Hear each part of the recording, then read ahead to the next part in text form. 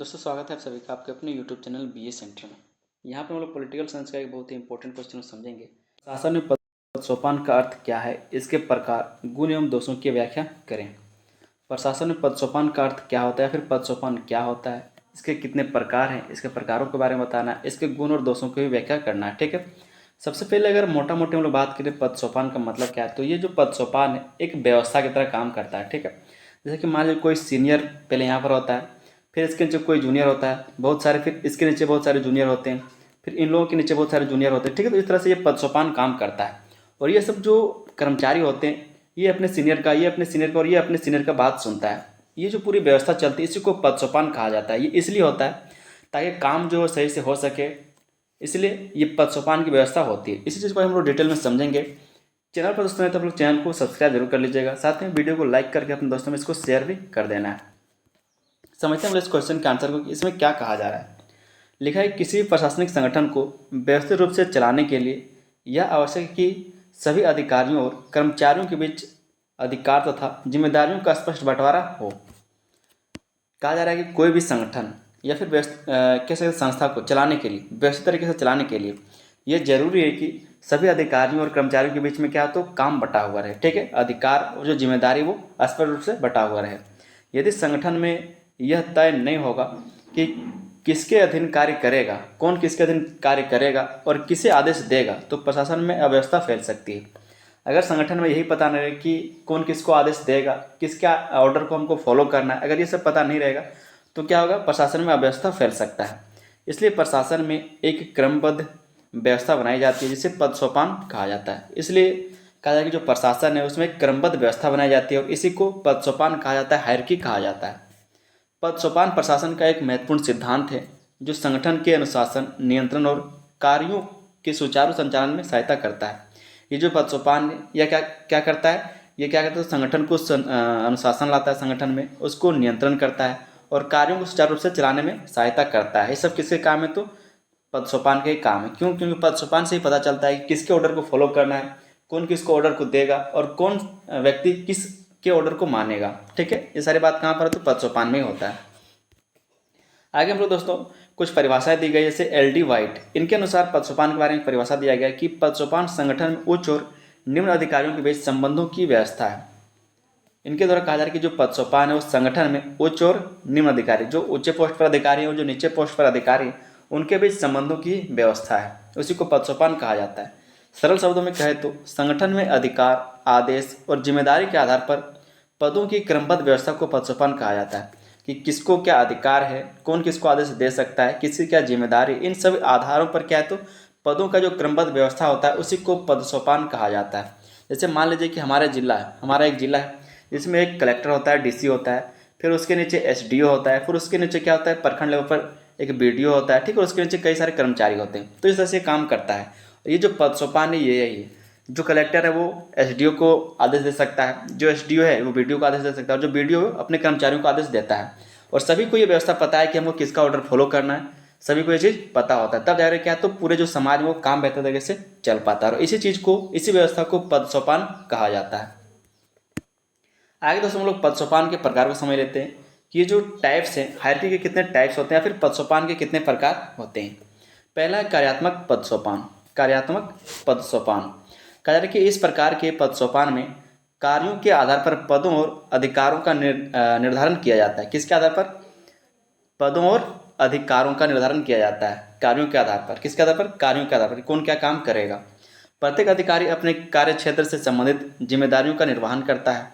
जिस भी अधिकारी का जो भी काम का करने का क्षेत्र होता है उससे संबंधित जिम्मेदारियों को निर्वहन करता है, मतलब उसका पालन करता है। उदाहरण के लिए शिक्षा विभाग का अधिकारी शिक्षा से संबंधित कार्य देखता है। जो शिक्षा विभाग का व्यक्ति है, जो अधिकारी है, वो शिक्षा विभाग को देखने का काम करता है। जबकि स्वास्थ्य विभाग का अधिकारी स्वास्थ्य सेवाओं से जुड़े कार्यों की देखरेख करता है। तो कार्य से जुड़ा हुआ पद सोपान। ठीक है, कार्यात्मक पद सोपान।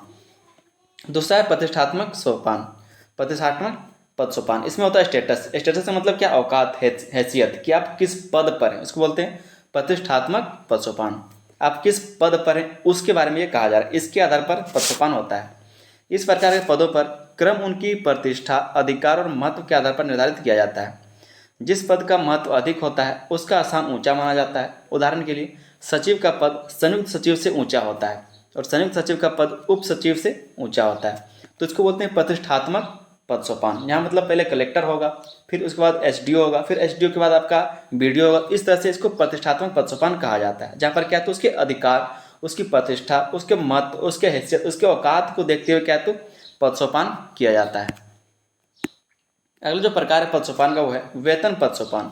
ये भी एक प्रकार है हायरार्की का। इस व्यवस्था में पदों का क्रम वेतन और सुविधाओं के आधार पर तय किया जाता है।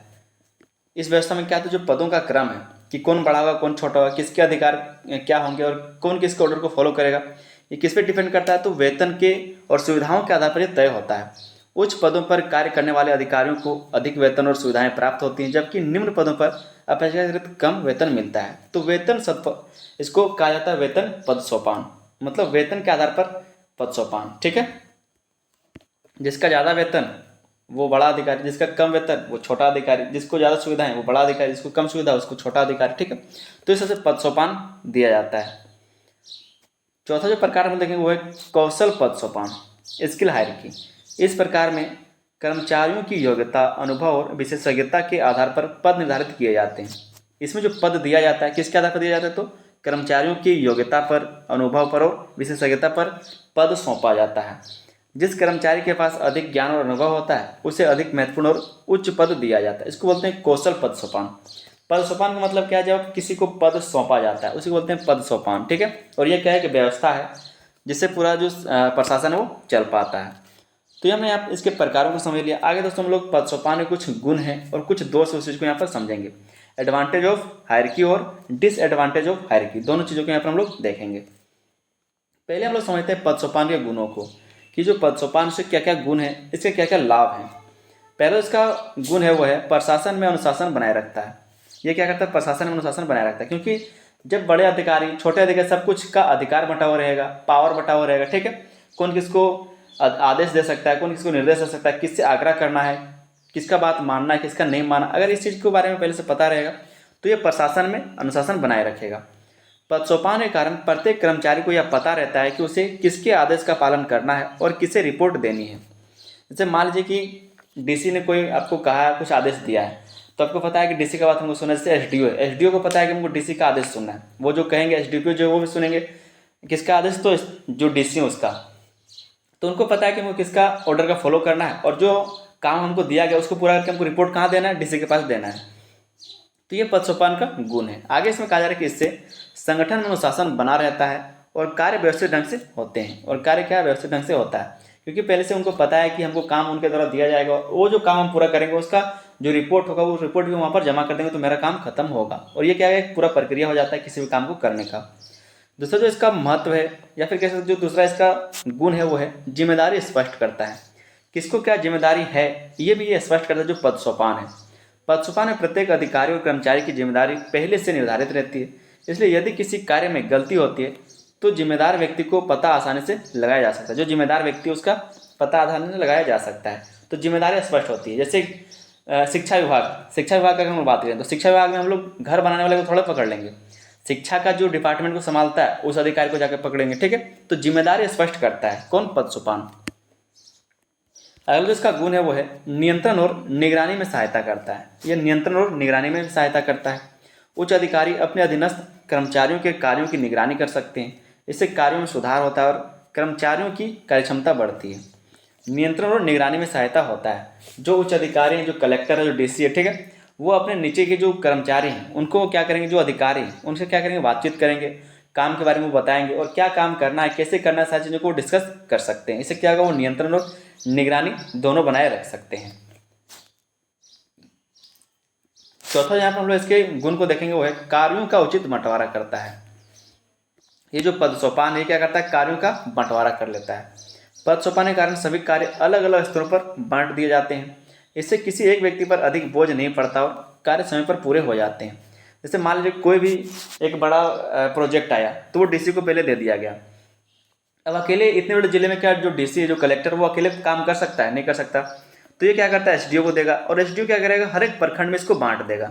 हर एक प्रखंड में क्या करेगा, इसको बांट देगा। ठीक है, और प्रखंड पर क्या होगा, अब काम होगा और जो प्रखंड लेवल के कर्मचारी हैं वो अलग अलग काम करेंगे। ठीक है, वो अलग अलग काम करेंगे, इस तरह से काम होता है। तो कार्यों का उचित बंटवारा कर दिया जाता है ताकि काम जो है वो आसानी से हो सके।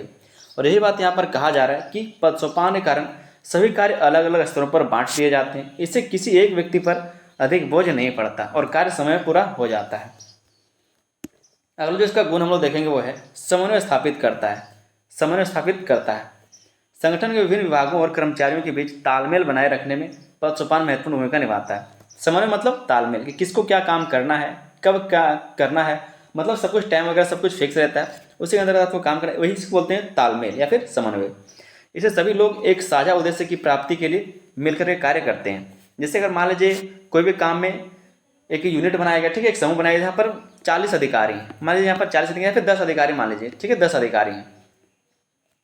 अगर 10 अधिकारी यहाँ पर काम कर रहे हैं, ठीक है, तो सभी को अपने अपने काम दे दें कि भाई तुमको क्या करना है, तो जमीन के बारे में काम करना है, तुमको क्या करना है, स्कूल के बारे में पता लगाना है, तुमको क्या करना है, तो पानी का कमी कहाँ है उसके बारे में पता लगाना है। तो सभी को क्या है, तो अपने अपने उद्देश्य बता दिए जाते, अपने अपने काम बता दिए जाते। इसको बोलते हैं समन्वय स्थापित करना। ऐसा नहीं कि ये क्या करेगा, ये क्या करेगा, कोई समझ नहीं आ रहा कि हमको क्या करना है, वो काम हुआ नहीं हुआ, हम उसके बारे में काम कर लें क्या, तो ऐसा कुछ नहीं। सभी को पहले से काम कर दे दिया जाता है और वो सभी क्या है अपने अपने लक्ष्य की प्राप्ति के लिए काम करने लगते हैं। इसको बोलते हैं समन्वय स्थापित करना। तो ये भी क्या है कि गुण है। छठा जहाँ पर हम इसके गुण देखेंगे वो है प्रशासन को स्थिरता प्रदान करता है। पद सोपान संगठन में स्थिरता और निरंतरता बनाए रखता है। किसी अधिकारी के स्थानांतरण या सेवानिवृत्ति के बाद भी प्रशासनिक कार्य प्रभावित नहीं होते क्योंकि व्यवस्था पहले से निर्धारित रहती है। प्रशासन को क्या है, स्थिर बनाए रखता है। ये क्या करता है, पहले से अगर काम बटा हुआ है कि ये जो पोस्ट है इसमें ये सारे काम करने, इतने सारे कर्मचारी को इनको देखना है, ये सारे काम यहाँ पर करने हैं। तो अगर कोई किसी का हस्तांतरण मतलब कह सकते हैं कि ट्रांसफ़र हो जाता है तब भी काम उनका नहीं रुकेगा। अगर वो बैठ जाते हैं, रिटायर हो जाते हैं, तब भी उनको क्या है, तो उनका काम नहीं रुकेगा क्योंकि ये सब पहले से फिक्स है, ठीक है। तो प्रशासन को स्थिरता प्रदान करता है जो पद सोपान है। आगे दोस्तों हम लोग पद सोपान के दोष को समझ लेते हैं। Advantage of hierarchy. पहला जिसका दोष है वो है कार्यों में देरी होती है, क्योंकि बहुत सारे अगर अधिकारी रहेंगे तो कार्य में देरी होगा ही। पद सोपान में फाइलों और प्रस्तावों को कई अधिकारियों की स्वीकृति की से गुजरना पड़ता है। इससे निर्णय लेने और कार्य पूरा करने में अधिक समय लग जाता है। तो कार्यों में देरी होता है क्योंकि बहुत सारे अधिकारी हैं, तो हर एक अधिकारी से पूछना जरूरी है। जैसे मान लीजिए कि डीसी लेवल से आपने पार कर लिया, अब जो एसडीओ है वो चेक करेंगे या फिर जो वीडियो वो चेक करेंगे। ऐसा नहीं होता, बल्कि यहाँ से शुरू होता है। जो जनता है यहाँ से कोई भी काम गया तो पहले वो वीडियो चेक करेंगे, फिर वो एसडीओ चेक करेंगे और फिर वो डीसी के पास जाता है, उनके जो कर्मचारी तो वो चेक करते हैं। इस तरह से काम होता है। तो जितने अधिकारी उतना ज़्यादा टाइम, उतने ज़्यादा फाइल, ठीक है। अगला जो इसका दोस्त है वो है लाल फीताशाही को बढ़ावा देना। ये लाल फीताशाही क्या होता है, तो लाल फीताशाही मतलब आप जब भी कहीं अगर थाना गए होंगे या फिर किसी वीडियो के ऑफिस में गए होंगे या फिर ब्लॉक गए होंगे, तो वहाँ पर आप देखते हैं बहुत सारे लाल कपड़ों में क्या होता है, फाइल बंधा हुआ रहता है। बहुत सारे लाल कपड़ों में क्या होता है, फाइल बंधा हुआ रहता है। उसी को बोलते हैं लाल फीताशाही। बहुत सारे ऐसे काम होते हैं जिनका जो अधिकारी है वो काम नहीं करते, बल्कि उनको फीते में लपेट करके रख देते हैं। वो फाइल के फाइल वहाँ पर डिंगाया हुआ रहता है, रखा हुआ रहता है, लेकिन उसमें कोई काम नहीं होता। इसी को बोलते हैं लाल फीताशाही, जहाँ पर काम कम होगा और वो फाइल का फाइल वहाँ पर पड़ा हुआ रह जाएगा। इसको बोलते हैं लाल फीताशाही, ठीक है। तो इसमें क्या कहा जा रहा है कि अत्यधिक नियमों और प्रक्रियाओं के कारण छोटे छोटे कार्य भी जटिल हो जाते हैं।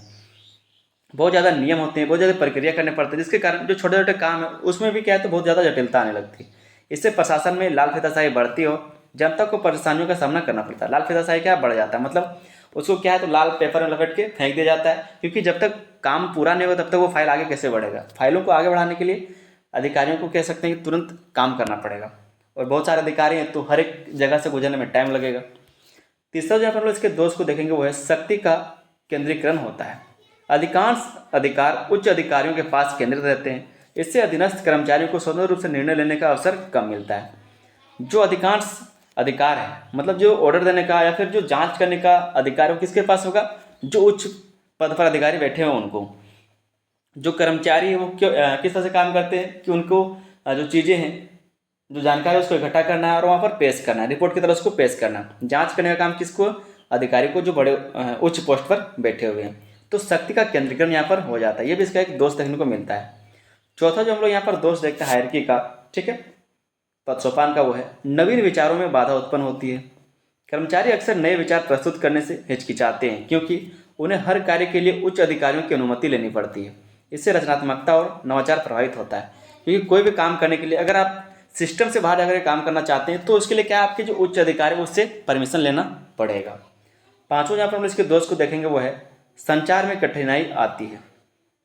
जब कोई सूचना कई स्तरों से होकर गुजरती है तो उसके तो उससे क्या है, तो गलत समझे जाने या फिर बदल जाने की संभावना बढ़ जाती है।